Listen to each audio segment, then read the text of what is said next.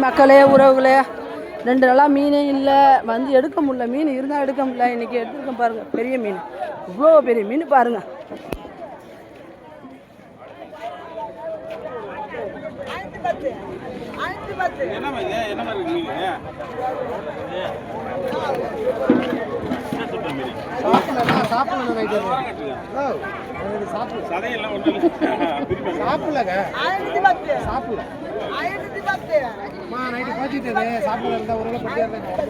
எவ்வளோ பெரிய மீனுங்க. இதே ஒரு மீன், குளிர் மீன். இது சரி,